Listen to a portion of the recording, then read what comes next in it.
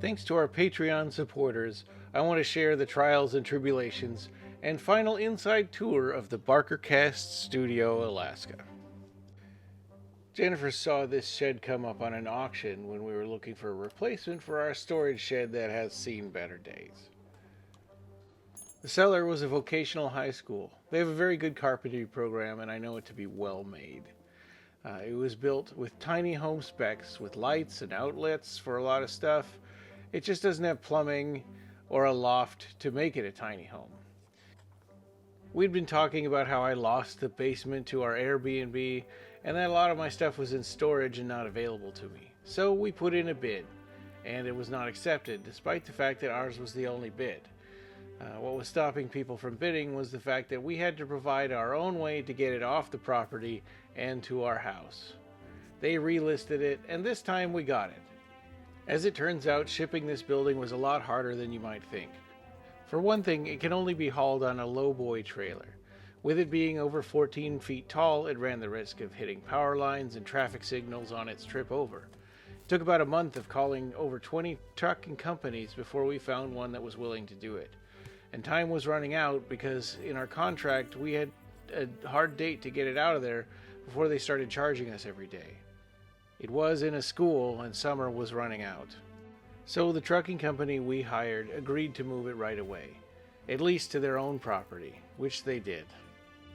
We didn't put up too much of a fuss about it because we had just put in the concrete slab and we were okay waiting for the concrete to cure for a few days.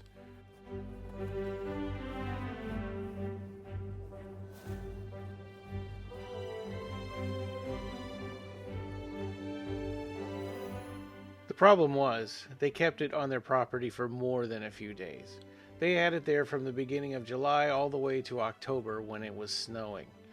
The reason we were able to talk the company into moving it was that Jennifer had the idea to offer them an extra $500 if they moved it tonight. So all those times they said they were too busy, or that they had higher paying, more important customers, so they moved it in October, with ice and snow. One advantage of this, though, was that when they loaded the building onto the concrete backwards, they were able to spin it on its metal skids like a top and get it situated in the right orientation.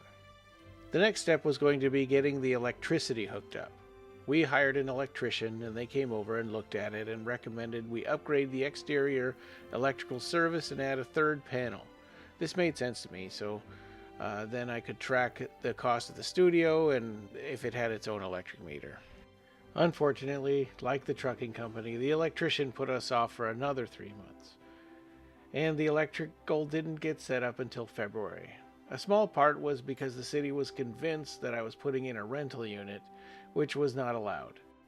The city would not allow me to have a third electric meter. They wouldn't give me a permit for it because they said that proved I was making a rental unit.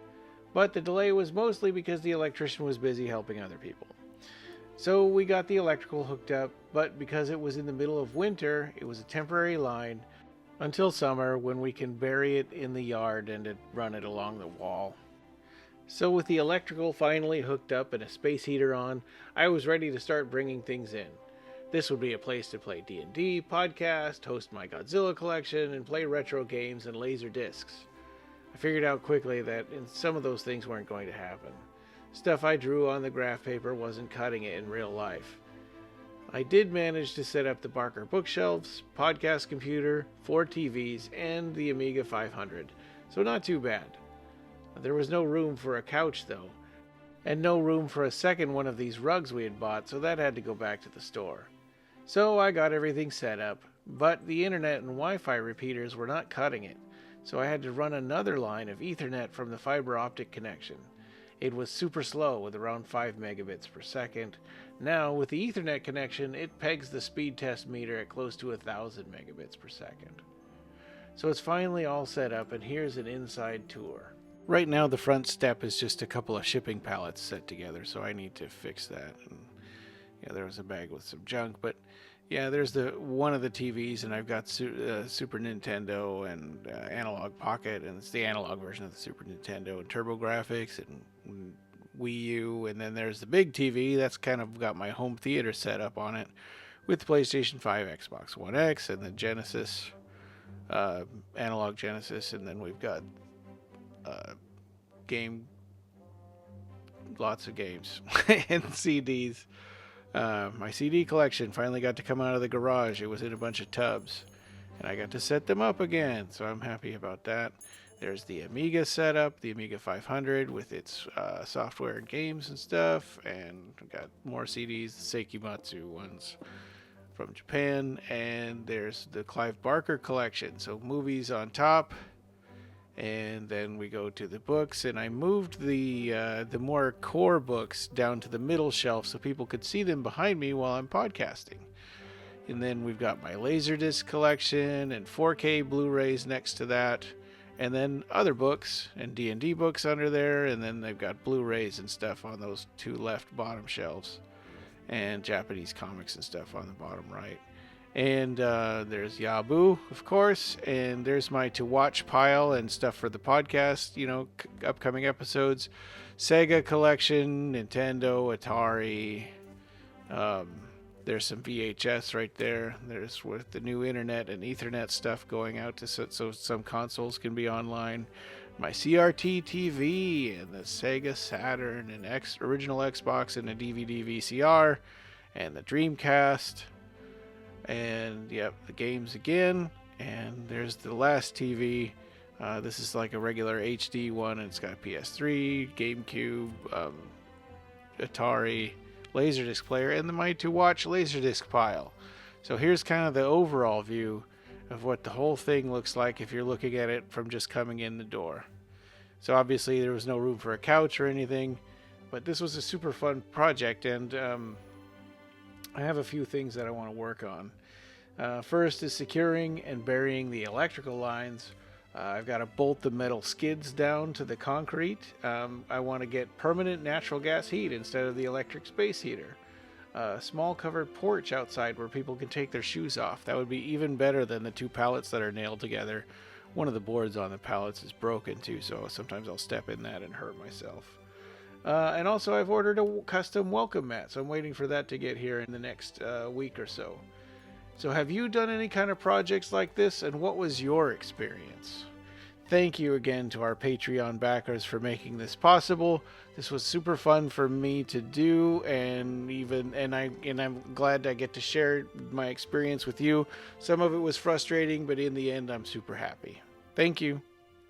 Thank you for joining us, and we hope you have subscribed or followed our podcast. You can find the Clive Barker Podcast wherever you find audio. Show notes for this episode, as well as news and reviews, can be found at our website at www.clivebarkercast.com. The Clive Barker Podcast, or BarkerCast, is an independent editorial podcast and blog that's not affiliated with Clive Barker or Seraphim Inc. This is a labor of love by the fans for the fans. You can chat with us on our Facebook BarkerCast listeners group, our Facebook page, Reddit, Blue Sky, or our Discord server. Have you already bought our book? The BarkerCast Interviews Occupy Midian, available in Amazon hardcover, Kindle, and Apple Books. Join our Patreon and become a patron to get access to exclusive stuff, pick an episode topic, or maybe join in the discussion. You can also buy a t-shirt in our TeePublic store. Just go to teepublic.com/stores/BarkerCast. Leave a voicemail for us on the SpeakPipe link on our blog, and we might put it in the episode. Opening and ending music generously provided by Ray Norrish. Thanks for listening.